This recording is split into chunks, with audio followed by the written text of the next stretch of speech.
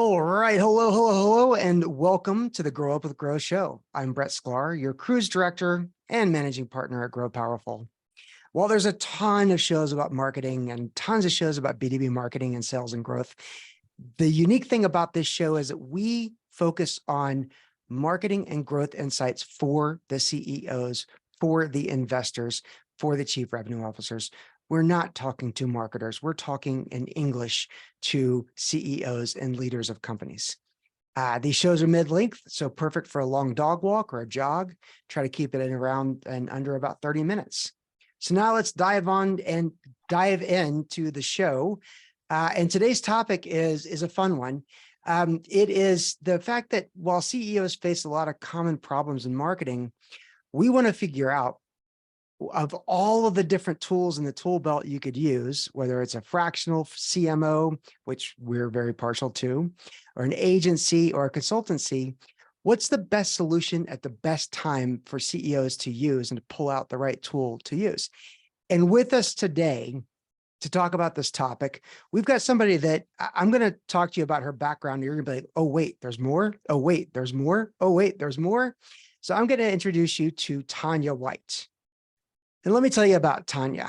Now, unfortunately, she is a Canadian living in Austin, Texas. She transferred to Texas about 15 years ago with Dell.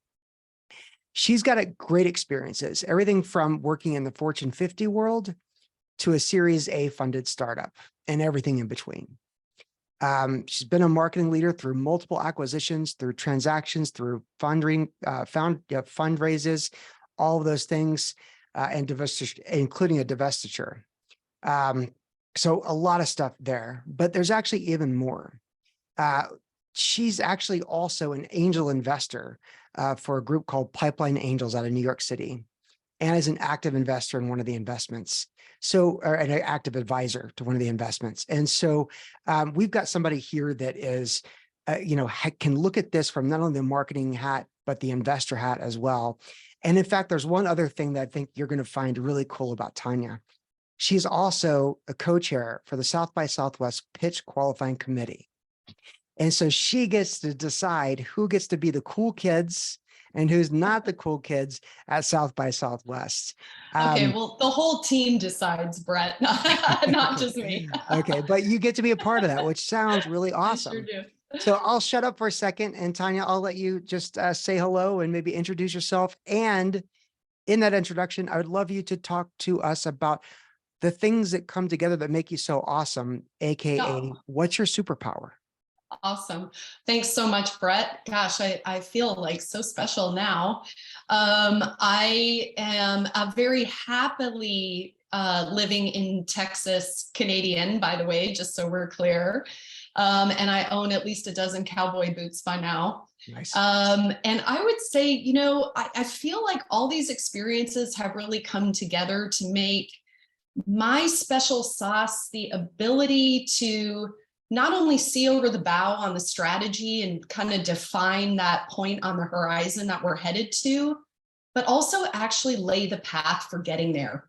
And often I feel like there are professionals who are like good at the strategy or good at the operations, but they have a hard time kind of decluttering the path. So I feel like that's probably one of my superpowers. And the other one is just in general, I just like to have fun. I try not to let things stress me out. Words like maverick or dog with bone have been used before where I'm undaunted, it's like, okay, we tried that, didn't work. Let's try something else, just never give up kind of attitude. Because, for most of this, we're not saving lives. So let's just keep at it and have fun. Yeah. Yeah. I love that. We're not saving lives. And there's a lot of things we do that are very important, but at the end of the day, it's not saving lives, which gives us a little bit more leeway to have some fun, try some things. No, I love that superpower. So thank you for that. Yeah. So let's dive into this topic. There's, and I'll call it, there's so many tools in the tool belt, and there's also a lot of different ways people describe themselves. And some people describe different things that can solve similar problems. And today we're going to talk about the fractional chief marketing officer model versus the agency model versus the consultant model. And so, and we can even add in versus hiring full-time, like these, it's like one of many things, Yeah. There's a lot of tools that can be used in the tool belt. So let me ask you this. And so if we're looking at those three and possibly that fourth thing, which is hiring, how do those engagements differ? Now, obviously employment is very different, so we can touch on that, but how do those three in your mind differ? We've done some conversations about the difference between a fractional CMO and a consultant. I think it's important that we're bringing in the agency. And I think what you're bringing into the lens is from a CEO's perspective, from an owner's perspective, what should they use when? So talk about the engagement models for a moment, if you don't mind.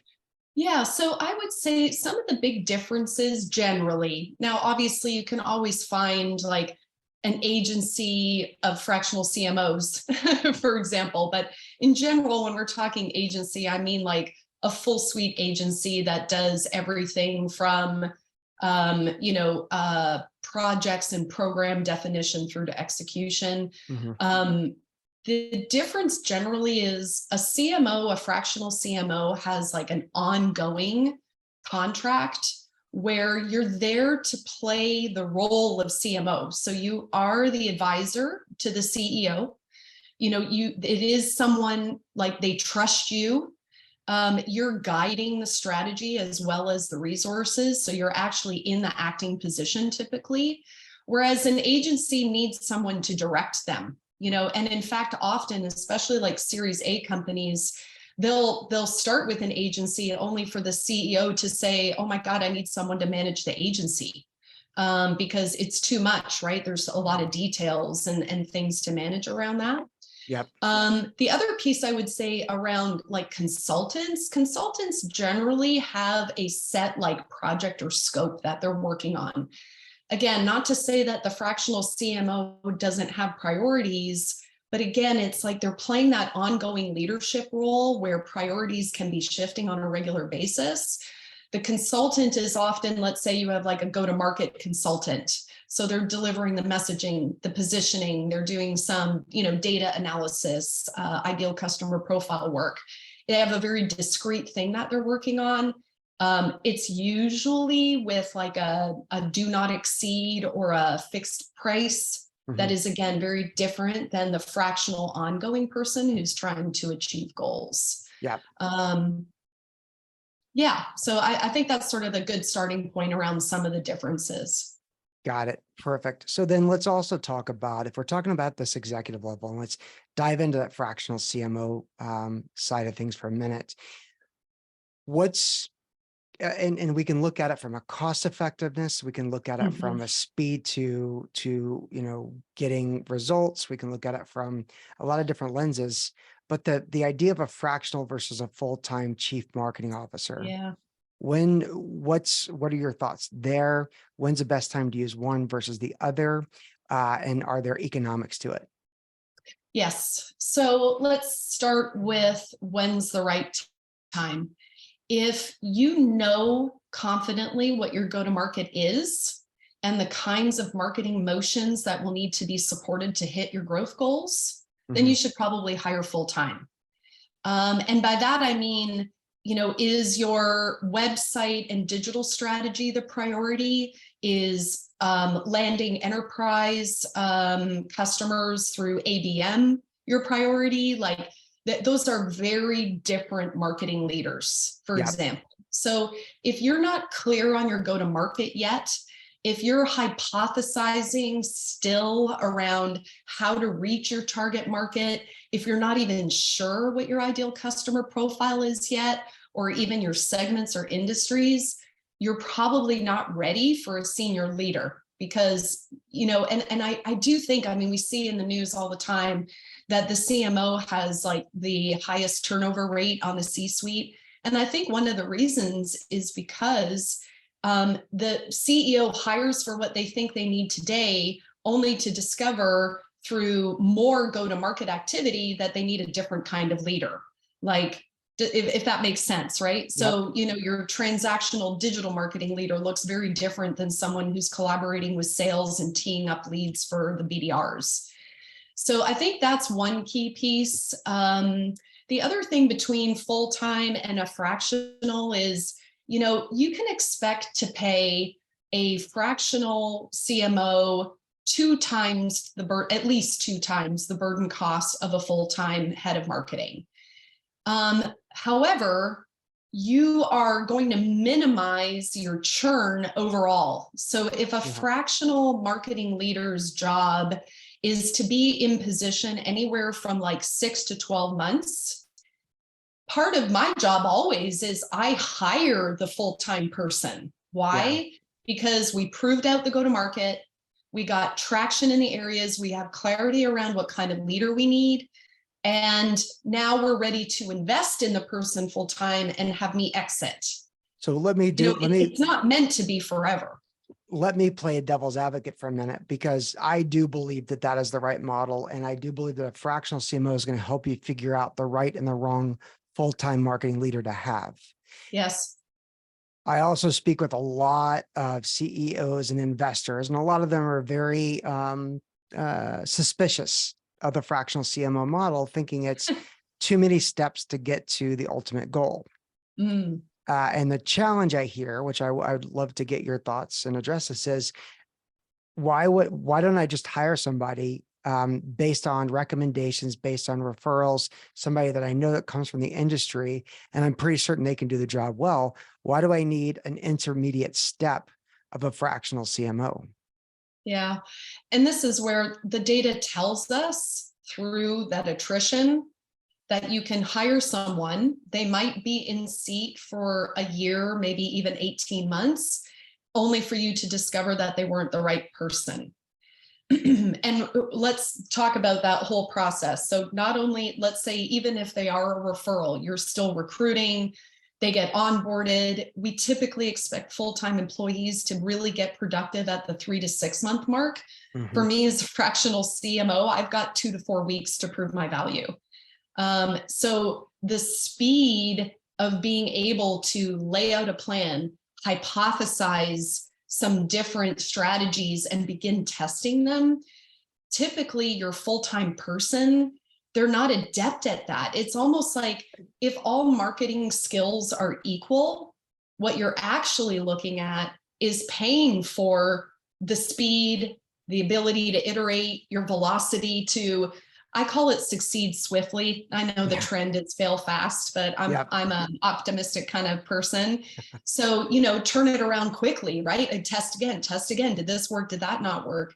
And I just don't think that people geared towards full-time have that speed of mentality. So now you've potentially spent a year plus putting in systems for a program that person may or may not have proven are the right things. And I think the one thing that CEOs often forget is the complexity of marketing today. The CRM tools, like, what does it mean? Like, geez, I just had a CEO recently, like, why did we spend $100,000 on our website? It's like all that infrastructure is a lot to manage. And if you don't do it well, you're just going to end up reinvesting and all that money goes to waste, right? So your fractional CMO should really come with these experiences. They've jumped into a lot of boiling pots and, they're figured it out. They know how to do that. Well, to take your observations another step, I mean, yes, the 12 to 18 month window of most CMOs in an emerging B2B technology company, we see it, we know it, we hate it, but it's there. You kind of know within 6 or 9 months whether as a CMO you're going to really have a longevity with this company or not. And the CEOs and the investors, it's the first thing that can go. And so there is a ton of overhead burden about hiring a marketing leader full-time in numerous ways. It's not just about the cost and about the time and longevity. The CMO has to get along with the sales leader. And Mhm. when both are in a full-time role and they're both new and they're doing there's a ton of overhead in the butt sniffing that takes place between a CMO and a VP of sales or a CRO. And there's a lot of positioning and there's a lot of, shouldering in to get, ahead here or there.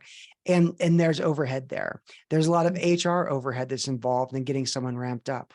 The beauty of a fractional model isn't about a cost equation. It's about eliminating 80% of the bullshit that is involved in a full-time Yeah. employee and the positioning that has to take place, not marketing positioning, like Yeah. positioning yourself in the company and in the leadership role. And all of these things that take a lot of time.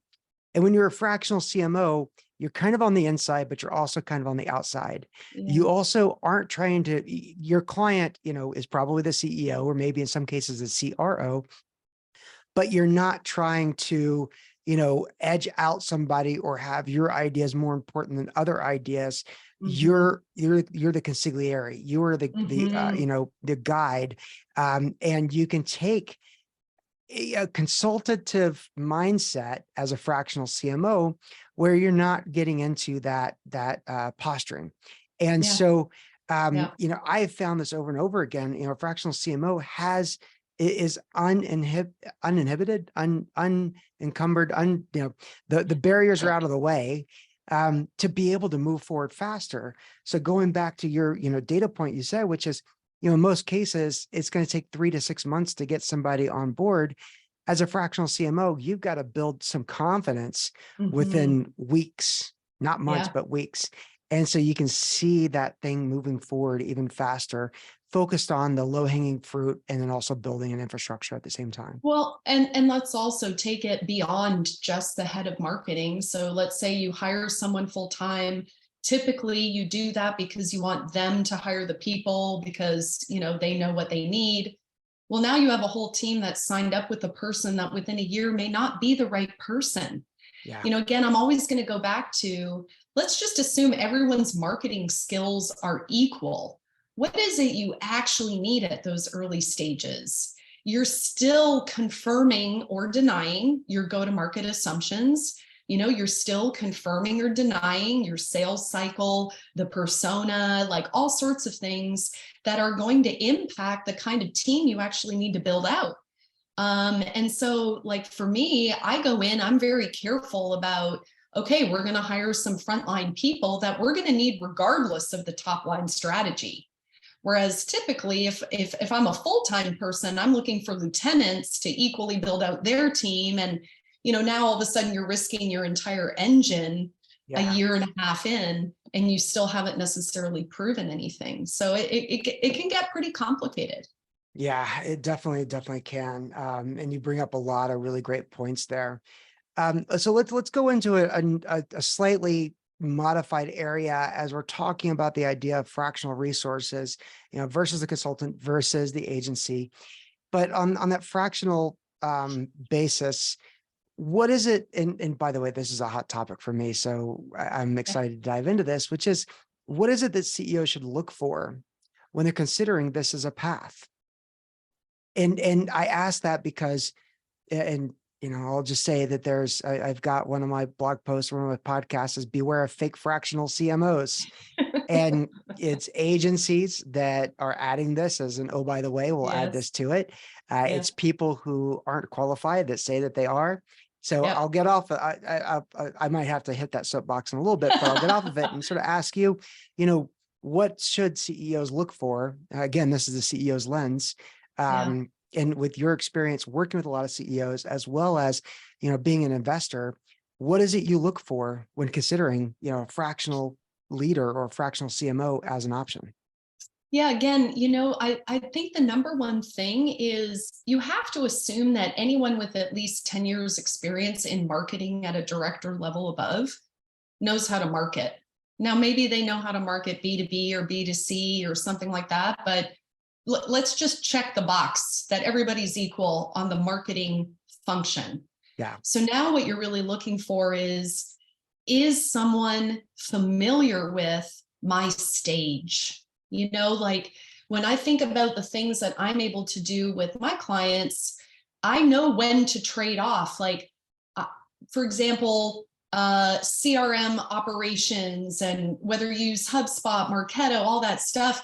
I mean, a full-time person might get really hung up on all those choices. I generally don't care.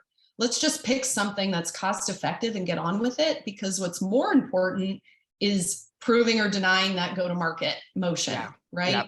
And so I think that looking at someone who has the experience for the stage you're in, and I do also, Brett, see, I call them people who are actually looking for full-time jobs, but they're calling themselves fractional in the meantime, especially right now, because, the whole job market changed a lot in the past year. So they're not being scooped up right away. Yeah. It doesn't make them bad, but maybe maybe their last VP marketing job was exactly the phase you were at, and they would make something good fractional. That's cool. It doesn't mean they can't do it. It just means they're going to be, compensated in a fashion that was different than they ever were full time. So again, that phase that you're at, it's like, well, do we have personas? Do we have a strategy? Do we have any theories we're testing? Do we know whether industry experience matters or not at this stage? Those are the things that I would be looking for as a CEO, that I think help them find that best interim person. Again, if they are an interim person, is your goal for them to prove the theory and then build out a team? Do they have experience doing that? Right. Because some heads of marketing, they inherited teams, they didn't really have to build from scratch or figure out the agency full-time conundrum, or, so I would be looking more at the motions of the job more than the motion of marketing. Yeah. Got it. Got it. I love that. The motions of the job versus the motions of marketing. One of the things I'll go back to, and this is, again, a warning to CEOs, and I'll step back and I'll explain what happened. This last year has been very turbulent for, emerging technology companies, no shit. And it kind of started out with this idea of the Great Resignation, right? People being tired of working for companies. So we've seen Grow has, at my company, at my agency Grow, we have seen so many amazing people like yourself, Tanya, who you've been doing it for a while, but there's a lot of people more recently who have, they've embraced the Great Resignation, and they have said, look, working full time for a company sucks, because no offense to the company, but the company is looking out for their own bottom line. They're not looking out for employees, no matter how much somebody says that. And that's okay, as long as you know it. And if that's the new, fact, and that's the new knowledge, then it doesn't make sense for people that are proven and battle tested and at the top of their absolute game, to go work full time for another company and another company and another company and go through that rigmarole.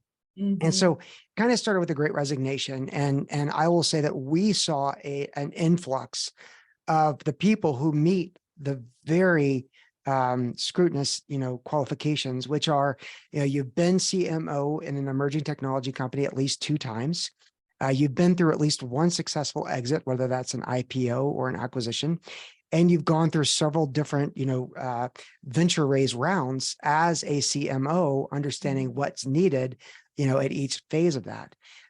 So we are very, scrutinous when it comes to having people on. And I think that when we're guiding CEOs about what to look for, whether it's a full-time CMO or a fractional CMO, they need to have been there, done that, so that when they look at your go-to-market strategy, they can quickly identify, and they should be able to look at your go-to-market strategy, look at your buyers, look at your products and services, triangulate that to say, here's what's missing pretty quickly. Now, maybe not have a solution or a 90-day roadmap or anything like that yet, but understand here's the gaps, here's what's missing.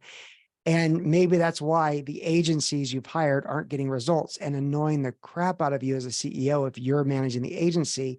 Maybe SEO isn't the right strategy at this point because there's not enough content, maybe doing the shows isn't right because there's not enough, momentum to get the ROI out of the shows. All these different things, somebody that has the battle tested and proven experience, like what we look for, will see that and will help people out, immensely. Mhm.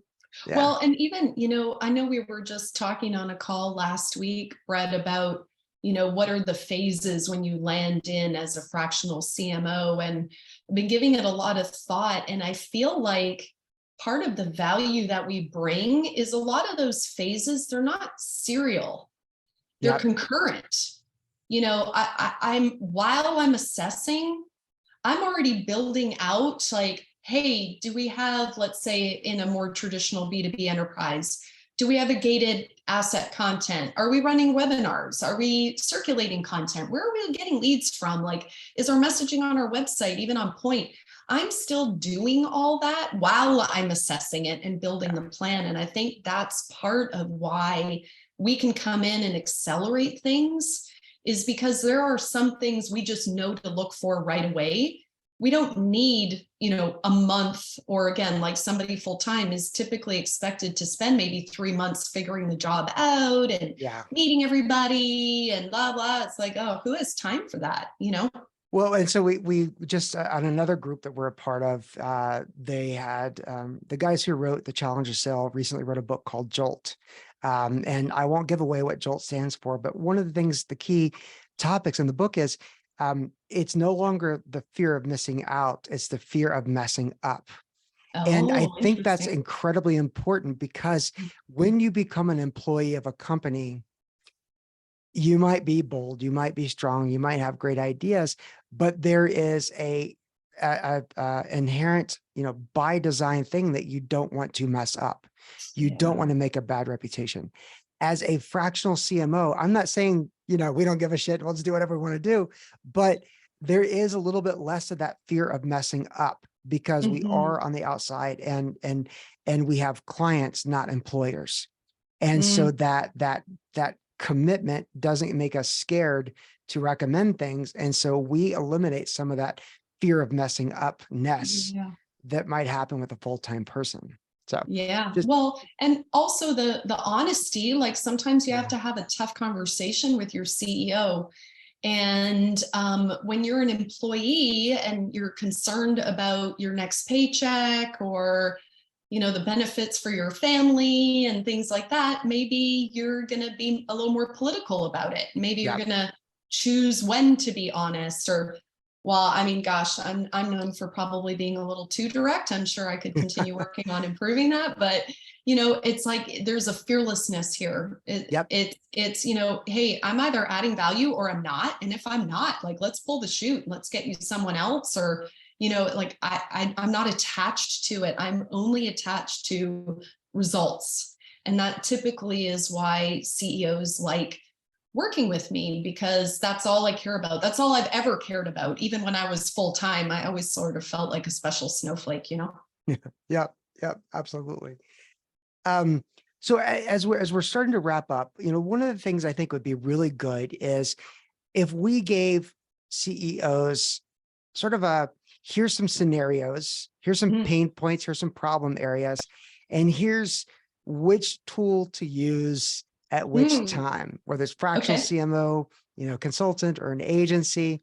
So, I don't know if you've got a couple of use cases or scenarios, but I yeah, and do. and if you want to start, I might have a couple to plug in and we can talk through it. But, I think that would be really helpful to the audience is when Yeah. to use what based on what kind Yes. of pain point or problem somebody's experiencing.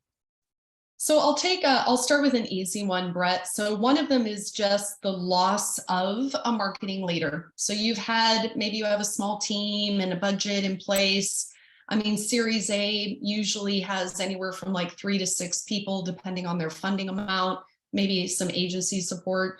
And maybe the person, it could be maternity leave, or maybe they were let go, or maybe they quit, whatever the reason. That's a no-brainer to bring in a fractional CMO. And it's a great opportunity to bring in a pro who can not only see the existing plans through to fruition, but optimize and make new recommendations. So I think that's an easy one. Mhm. And I bump into that one a fair amount. Another one is when the marketing today is not delivering results as expected. And maybe there is a head of marketing, and I say it that way because maybe it's a director who is going to be a great CMO someday, but they need a little help bridging the gap, or maybe they're overwhelmed or they're trying to do too much, and you want to bring someone in who can, report to the CEO, dotted line to the head of marketing, and just figure out what's going on, and be there. So coach, advisor, you'd want some sort of target output that says, hey, here's what I'm seeing. Let's start making some changes and tweaking, maybe even make an assessment of the marketing leader you have. Like, Yeah. Again, either validate or deny whether that person could really step up and be the right leader that they need. So I think that's another situation that I've stepped into where I think CEOs can really benefit. I think that another one similar to that is marketing's doing okay, or maybe even really good, but there's some big strategic shift coming that team will not be able to manage through on their own. Yeah. So maybe they're being acquired, maybe they're being, or even considering options like going public. Maybe they're launching a whole new product in a whole new market and they don't want to mess with the engine that they have.